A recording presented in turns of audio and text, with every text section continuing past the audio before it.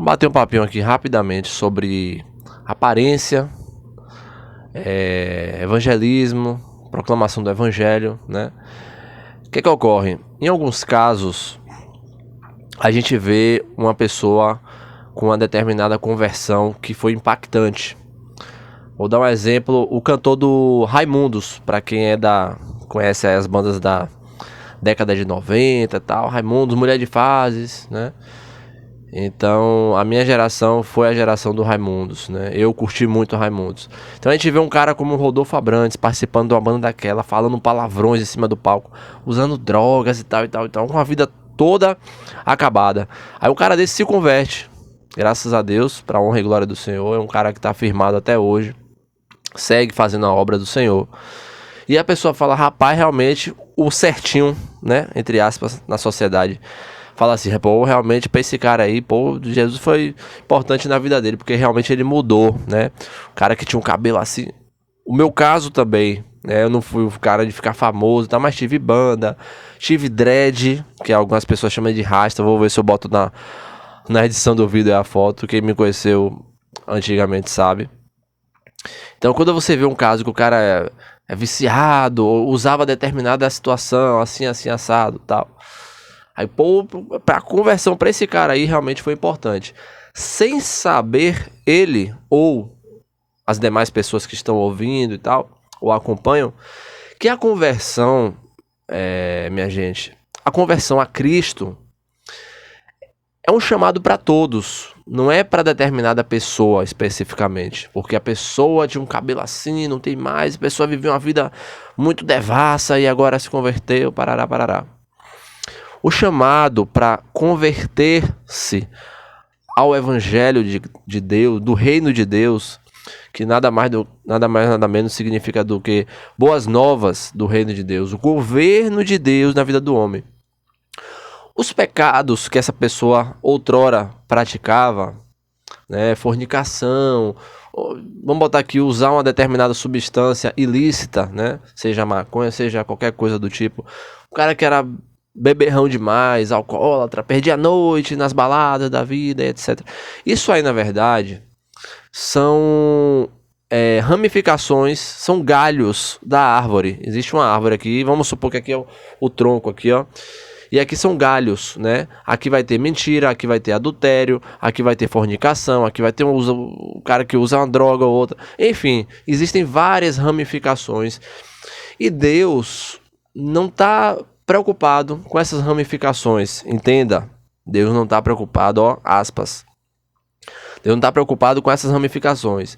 Deus está preocupado com uma palavrinha aqui que é muito importante você saber. Deus está preocupado com a independência do homem em relação a ele. Nessa independência, a gente faz uma ponte aqui com a Bíblia.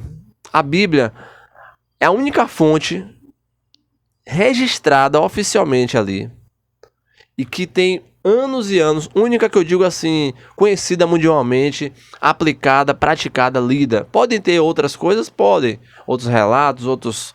Enfim. Mas a Bíblia, oficialmente, vamos dizer assim, o DVD é a gravação no YouTube que a gente tem, que Jesus veio à Terra, que o universo foi criado pela palavra de Deus. É só na Bíblia, meu amigo. Não tem outra fonte que você vai ter tanta informação de um Deus que criou o céu e terra, de um Deus que expulsou Adão e Eva do paraíso depois que eles pecaram. Todas as informações que a gente tem e que Adão se tornou independente de Deus, ele quis fazer a própria vontade. O cerne da questão toda é você buscar ser independente de Deus, ou não diria nem buscar ser, você já nasce independente de Deus. Aquilo que a gente sempre fala, uma criança, ela com a consciência, né, de criança, não tendo consciência ainda de pecado, ela morrendo, ela tá salva, ela vai para a eternidade. Agora, um ser humano que já tem a consciência ali, que precisa nascer de novo, se arrepender, e não se arrepende, não nasce de novo, como a palavra fala, Marcos 16:16, está escrito: todo aquele que crê e for batizado será salvo, quem não crê já está condenado. O crer na Bíblia tem um sentido de obedecer. Se eu creio no evangelho, eu automaticamente obedeço ele. Então, muitas vezes, eu até evito de falar para algum determinado tipo de pessoa, que eu tinha um cabelo assim, que eu fazia isso, que eu usava determinada substância, não sei o que, parará, piriri. Porque a pessoa vai dizer assim, mas isso aí eu não faço nada, isso aí eu tô tranquilo. Com Deus eu tô tranquilo, eu não uso nada disso, não sou viciado. Mas o X da questão é que você é escravo do pecado. Todo ser humano é escravo do pecado, não tem jeito.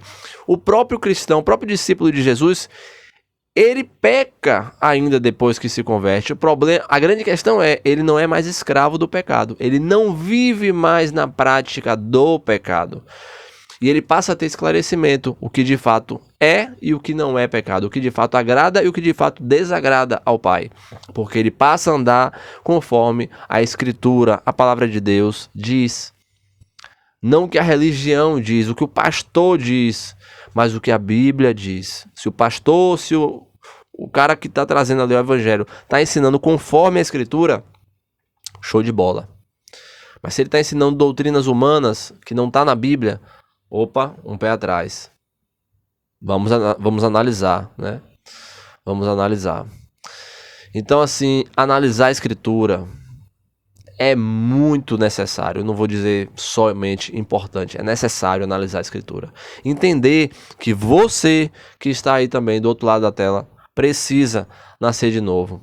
Nascer de novo, como Jesus falou para Nicodemos em João 3, da água e do Espírito. Quem não nascer de novo, Jesus falou, não pode ver o reino de Deus. Nascer de novo da água e do Espírito, ou seja, batismo, desceu as águas, subiu, recebe o Espírito Santo de Deus e segue em uma vida de congregação na comunidade cristã, numa igreja que a gente entende como igreja, né? Você não vive solto, você não vive uma vida solta, você vive vinculado ao corpo de Cristo, porque você nasceu de novo. E você anda conforme a Bíblia fala. Então essa ideia de que fulano de tal, que era assim, que tinha uma vida muito devassa, tal, eu não faço nada disso, então comigo eu tô tranquilo diante de Deus. Não tá não, meu amigo. Todos, a Bíblia fala, todos em Romanos, todos pecaram e destituídos estão da glória de Deus. E vou te dizer outra coisa, só existe uma vida. Conforme a Bíblia, só existe uma vida aqui nesta terra. E é o momento que nós temos de nos arrependermos, para que quando formos chamados para sair desse corpo aqui, físico, e ir para o mundo espiritual, prestarmos conta diante de um Deus soberano que vai trazer à luz cada situaçãozinha que você passou na vida. O momento que você teve de se arrepender, de se reconciliar com Ele, e não se reconciliou. E partiu daqui e foi para as trevas, onde a Bíblia fala que haverá pranto e ranger de dentes. Ninguém é salvo, segundo a Bíblia, segundo o que Jesus ensinou. Ninguém é salvo porque é bonzinho. Ninguém é salvo porque faz boas obras na terra. Nós somos salvos pela graça e misericórdia de Deus. Mas para isso nós temos que aceitar que Ele nos governe. Senão, nada feito. Beleza? Eu espero que tenha sido clara essa mensagem. Eu espero que o Espírito Santo, em nome de Jesus, possa falar pelo menos a um coração. E que esse um coração que está vendo essa mensagem se converta a Cristo. Porque ser usado por Deus não quer dizer muita coisa não, porque Deus usou até uma mula. Mas a gente busca ser instrumento de Deus aqui nessa terra. Fazer a diferença, salgar. Jesus falou, se vocês são sal e luz desse mundo. Se o sal perde o sabor, para nada mais presta. Imagine, você vai fazer um churrasco. Hoje a gente fez um churrasco na roça, gostoso. Graças a Deus deu tudo certo. Aquela carnezinha, salzinho gostosinho, temperadinha. Se vem sem sal, não tem lógica você comer uma carne sem sal. Sem sal que eu digo 0, 0, 0. Uma comida sem sal, 0 sal, não desce.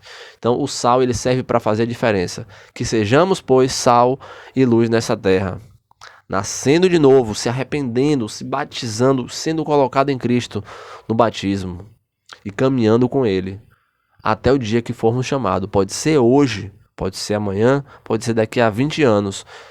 A Bíblia fala que o dia do Senhor virá como um ladrão. Será como um ladrão, ninguém sabe o dia e hora. Mas o dia da nossa morte também será como um ladrão. Ninguém sabe. A gente não sabe se é hoje, se é amanhã, se é uma doença, se é simplesmente parou o coração de bater e você morre. Ninguém sabe.